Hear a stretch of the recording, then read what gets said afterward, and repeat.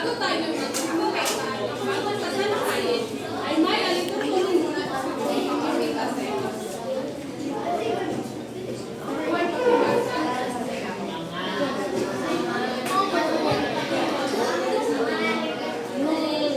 Basa lahat, basa.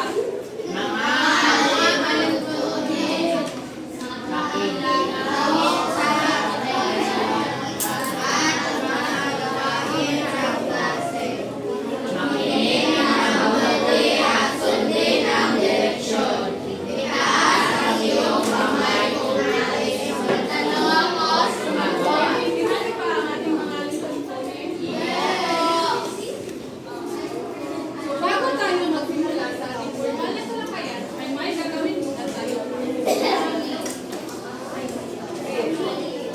Mayroon ako ito.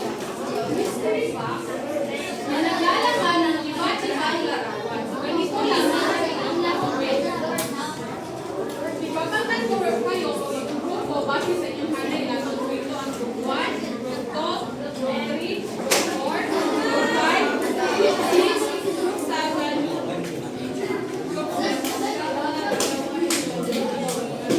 ganito. Nakuha niyo itap ang bell. Nandito number. So, ang number namin. Everyone, silent ba? Stop na po kasi ang bell, di ba? Minute ikaw number. So, ang number na kung ingon kay Mutbindo. Kung pinsan tumulahi kay siya ang pangutan mo about sa picture. One in young. So, dapat ang mo magbindo. Kaya kung ulahi mo, kamo na mo yan. Paano may question na alam ko ipagyan sa iwanan. Gets, Tidyo? Yes.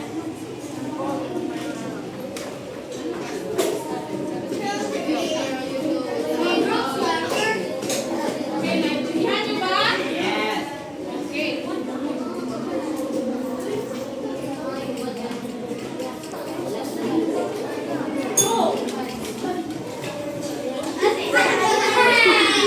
Ale, wala na rin ang ulagi na.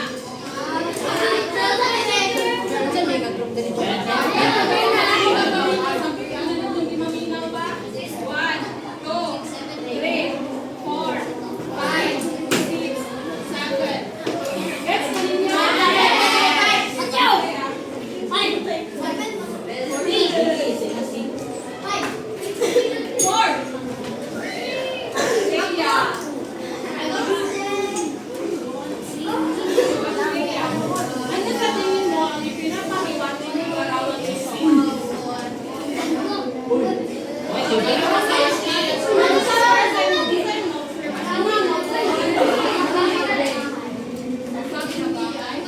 Ano kaya ang meaning ito?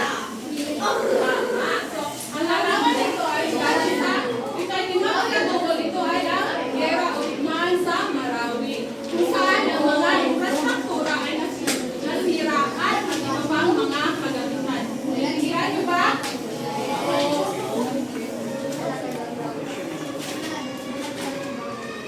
Go!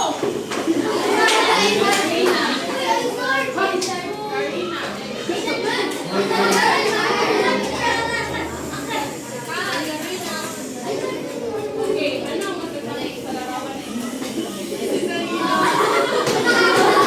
Private. Garina mo.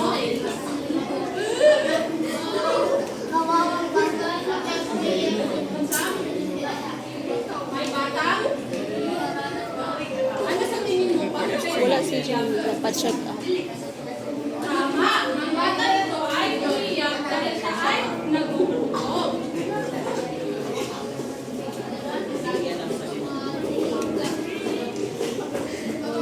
Six.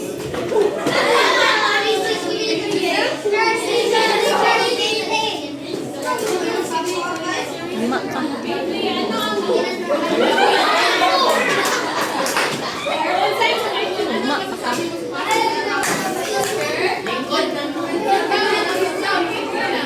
silent pa.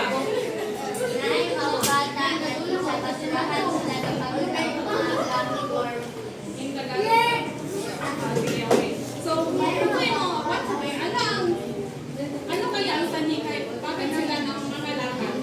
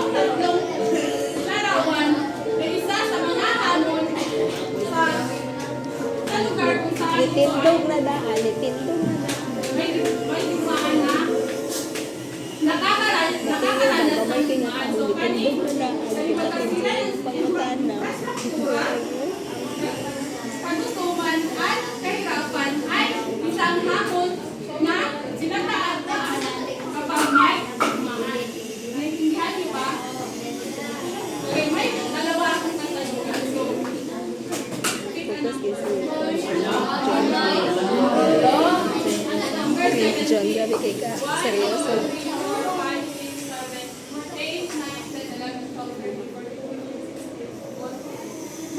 16, 17, 18, 19, 20. Mateo. Mateo. So, ano kaya ang iyong mararamdaman pag ganitong sitwasyon ay nangyayari sa ating komunidad? So, usay mo mag-read ito if ever nakita mo ito sa atong community. Sa atong mga sitwasyon.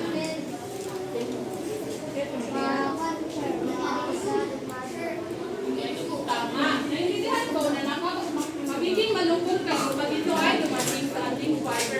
Sad to say, realidad ito sa ibang lugar. So hindi natin alam kung ano ang kinabukasan. So dapat maging handa tayo, matatag, at maging positibo palagi. Naintindihan niyo ba? Yes. Okay. May pangalawa pa.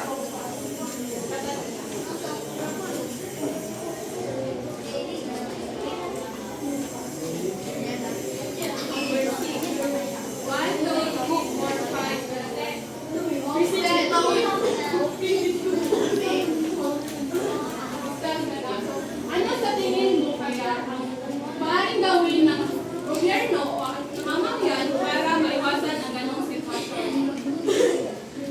Para maiwasan ang ganong sitwasyon. Kasi tama ba?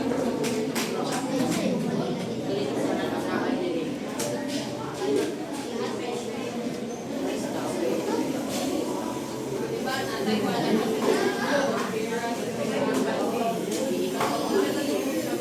so para maiwasan ito kasi dapat iwasan sa gobyerno.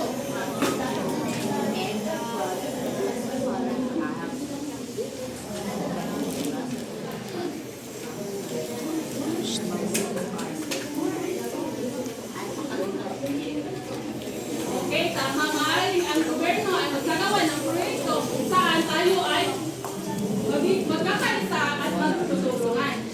Okay. Ngayon naman kasi, nakita tayo ng ating aralin. Ganda ko kay mo aba. Ang ating pag-aaralan ngayon ay tungkol sa 7, pakibasa. 7, pakibasa.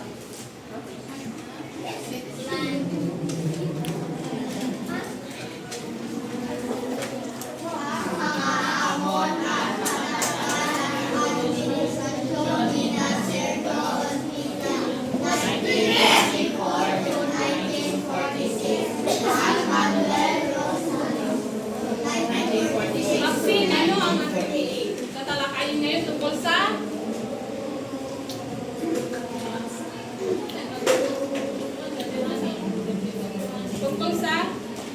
pakibasa?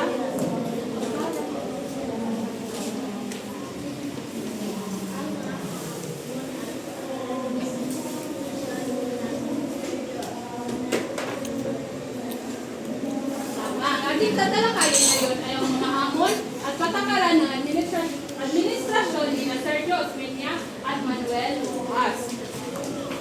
So, sa World War II, isang malaking pinsala ang nangyari sa ating bansa.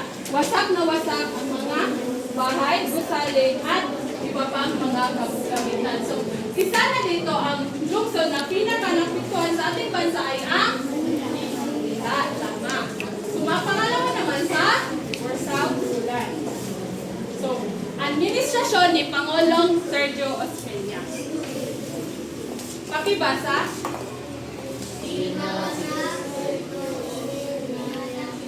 Pakilakasan, pakiulit.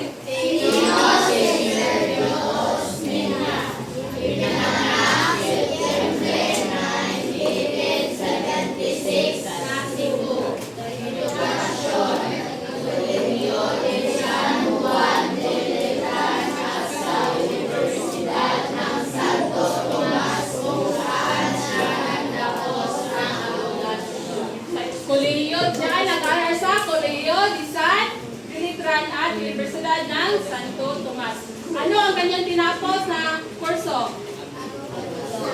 So, si Sergio Osmeña ay ang ika-4 na Pangulo ng Pilipinas.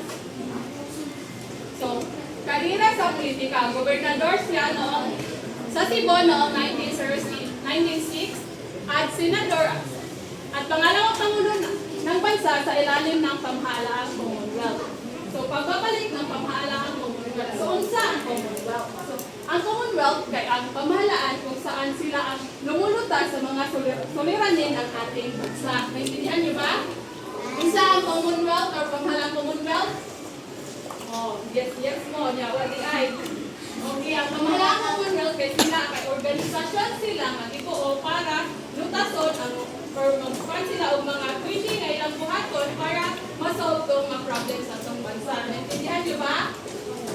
Okay, noong February 27, 1945, muling itinatag ang Commonwealth. So, ato February 27 kay pinangunahan ni Sergio Osmeña na muling ibalik ang Commonwealth or pamalang Commonwealth.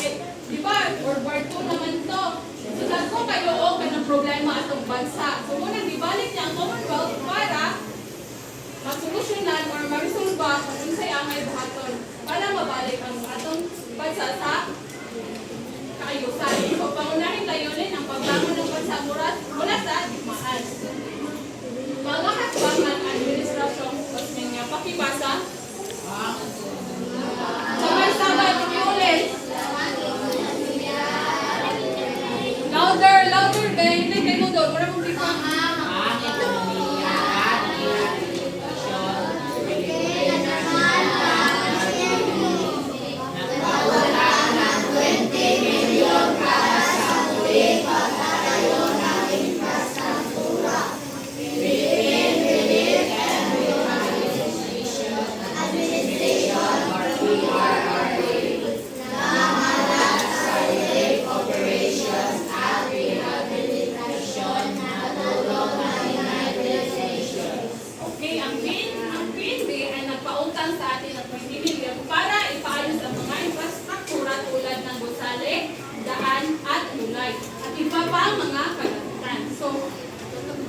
Sa 20 million, si Sergio Osmeña ang naglaan ng pira para ayusin ang Manila Railroad or ang release na pinaayos niya ang daanan ng tren. Naintindihan niyo ba? So ang PNP, ang PNP, nagpausa sa tuwa?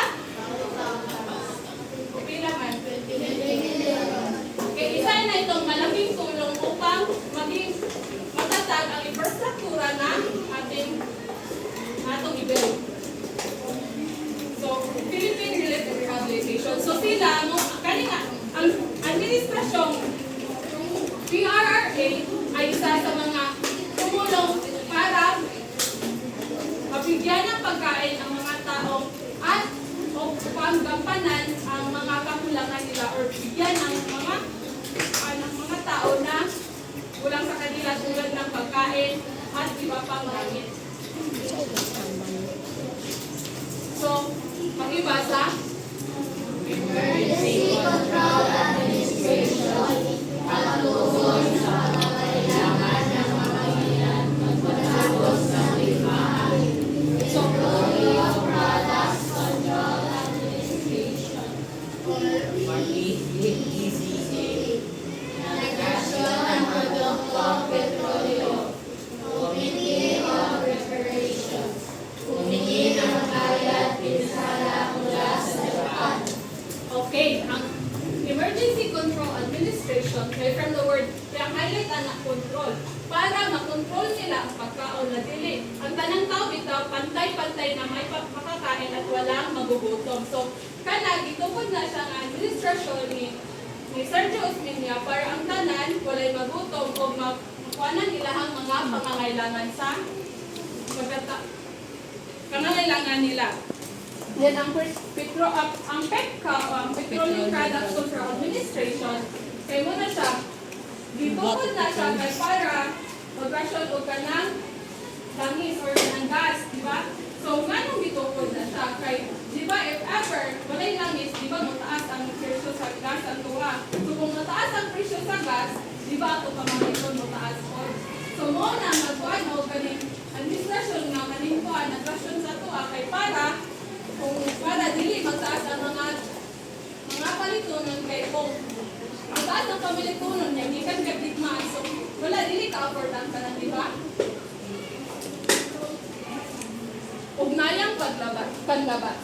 So, pakikipag-negosyo sa Estados Unidos para Relation Act na nagsakta sa patakaran ng kalagpanan. So, si Sergio Osmeña ang nakipagnegosasyon sa Estados Unidos para sa kalakaran kung saan ang mga Amerikano ay mga pwede silang magtayo ng negosyo dito sa atin. Then, ang Philippine Rehabilitation Act of 1946 ay nagbigay ng 620 million sa tulong ng Estados Unidos para sa rehabilitasyon. So, ang nakipag-unayan, di ba, nakipagnegosasyon si Sergio Osmeña sa US. So, ang kwan tayo, sa ilang pagnegosasyon tayo, naghatag tayo ng US o halagang $620 million. So, ang $620 million, dinivide na ni Sergio Osmeña. So, ang 120 million kay diraan niya sa pamalaan para sa pag-ayos sa mga infrastruktura or karang para sa mga dalan, ayuhon, mga tulay. Then ang $400 million kay dilaan para sa mga tao nga naapektuhan. Kaya daghan, di ba, kay sila napupunta to. So, dako ang divide niya pa, dako ang ihatag ni Sergio Osmeña para dito. Then ang $100 million kay diraan niya para sa mga kagamitan na ihatag nila sa mga tao. Intindihan niyo ba?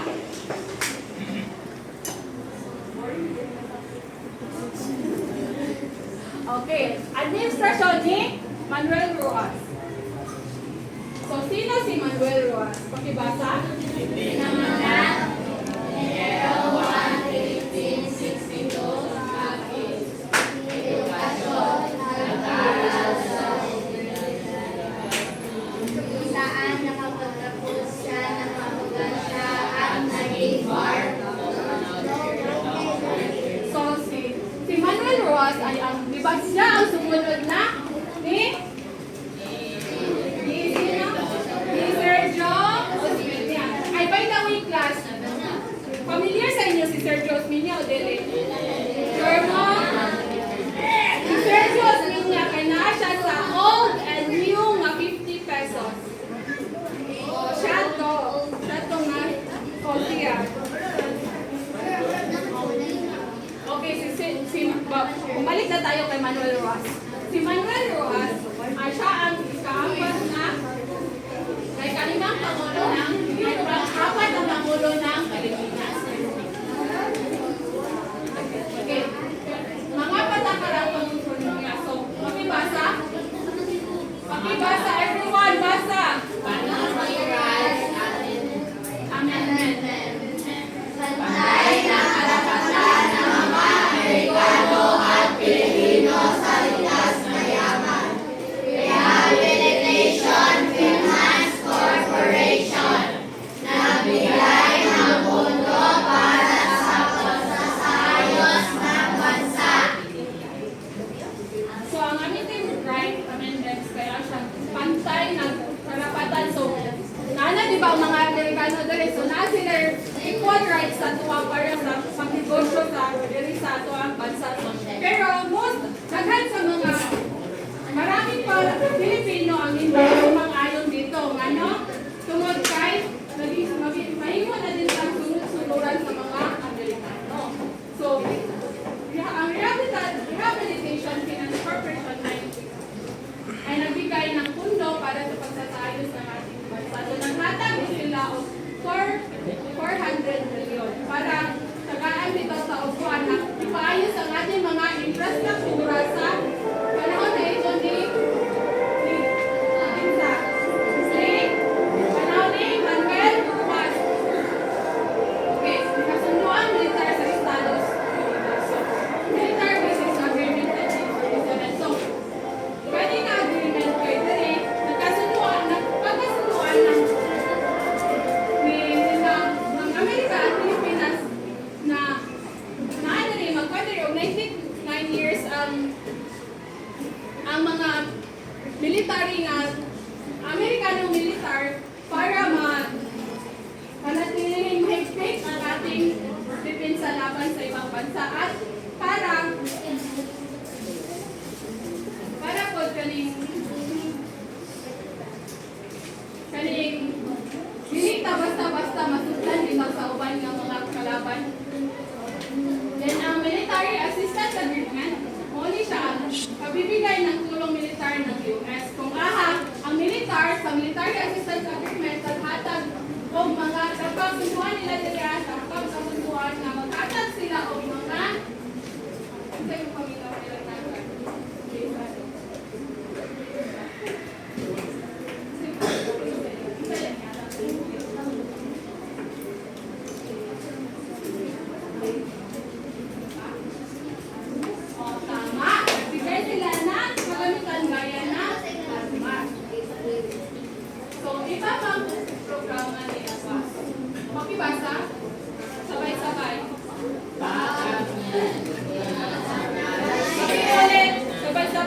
ahead.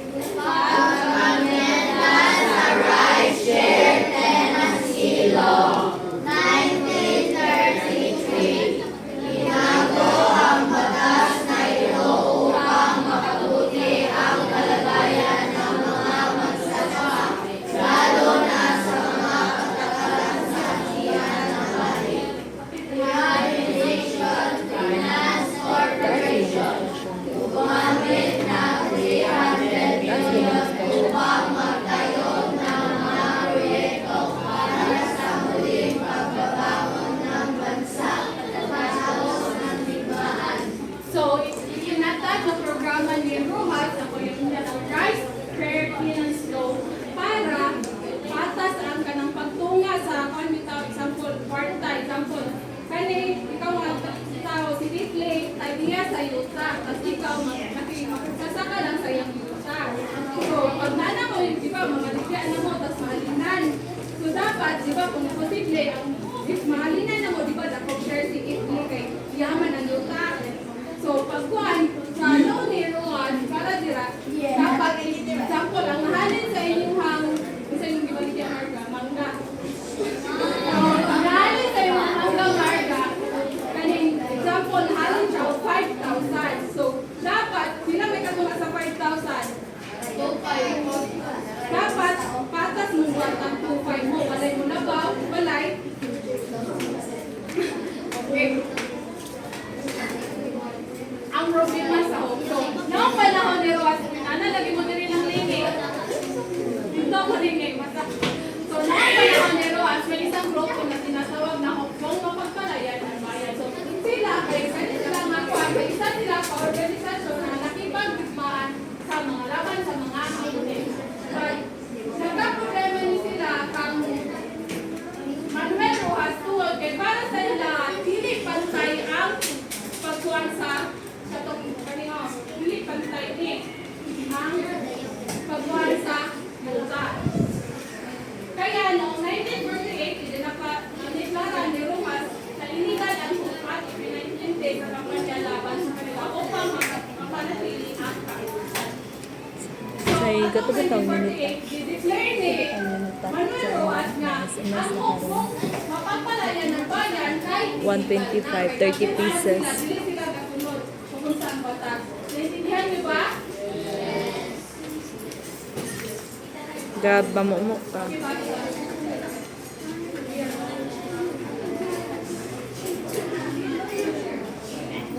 Pakibasa niya ito.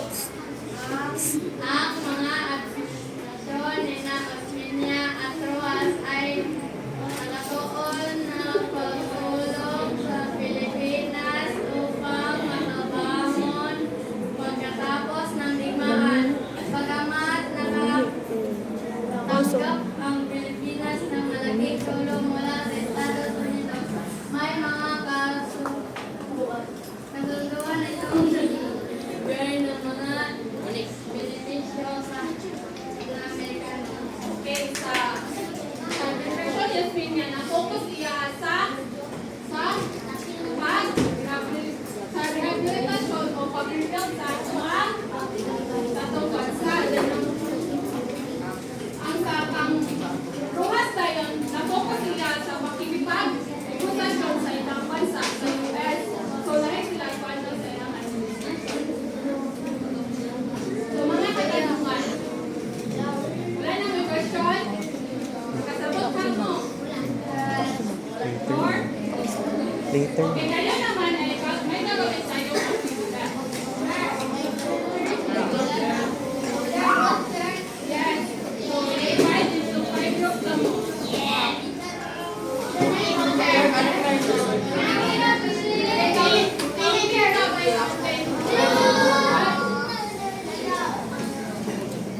Later na, ibalik na rin.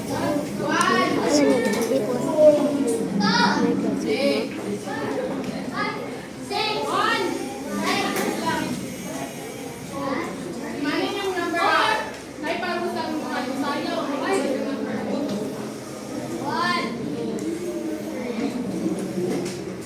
Ay, sorry. Isa ka na number. 6.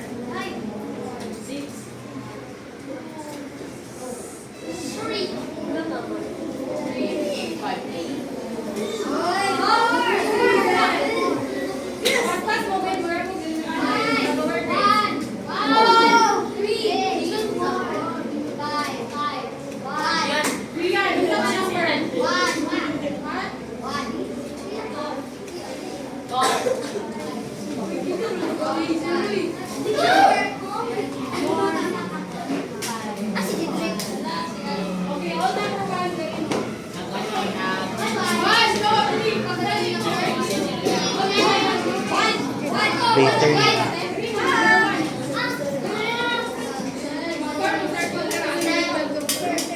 All number 2, dali, circle. Dali, 3, let's go.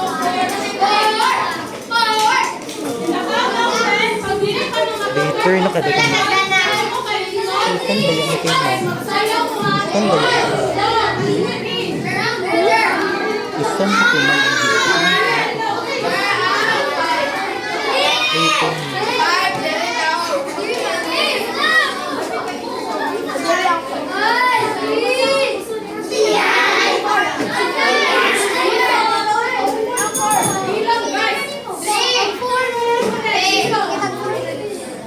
Anong kuray? Isan ni kay ma'am. Hindi ko kayo mo matulo. Puyo ba? Isan na. 4 dito, 5 direct. Oh my God. Wala sa likod, doon. Bangon, babe. Circle,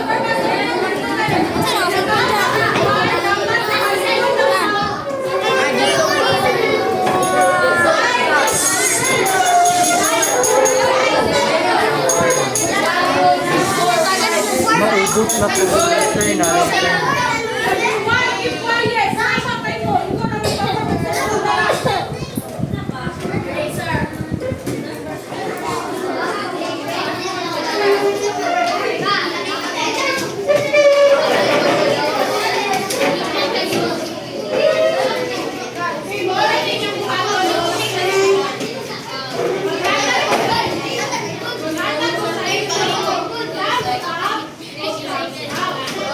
Thank you.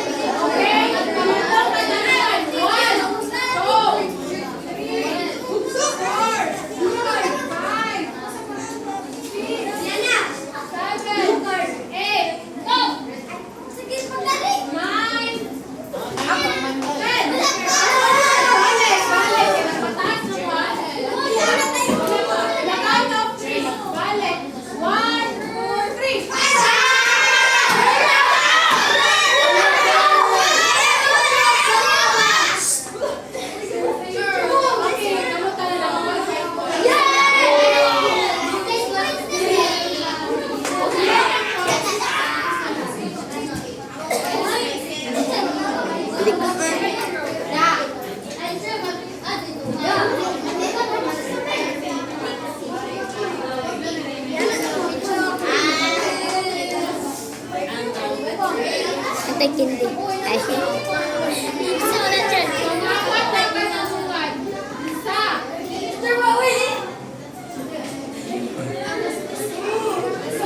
Hati. Hati. Wait lang ha. Isa. Basahin muna. Isa, dalawa. Lima na lang ha. May workas na kayong set. Isa, dalawa, tatlo, apat, lima.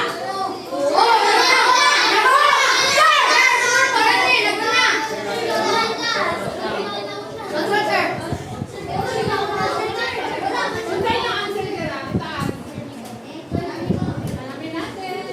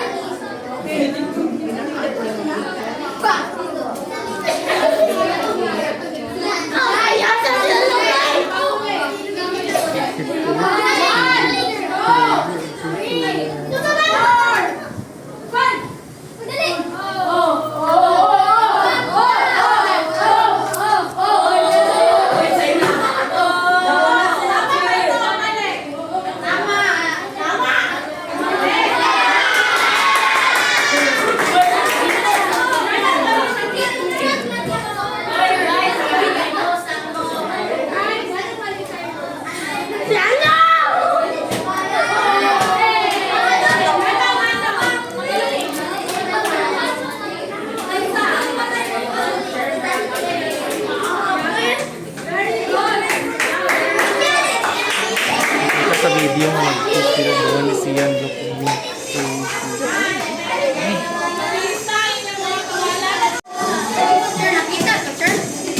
Oh, nakita tayo diyo.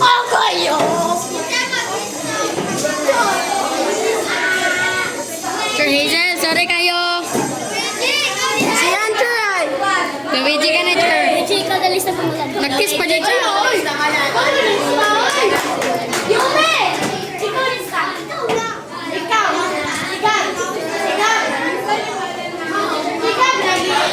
Ako pa naglalaan.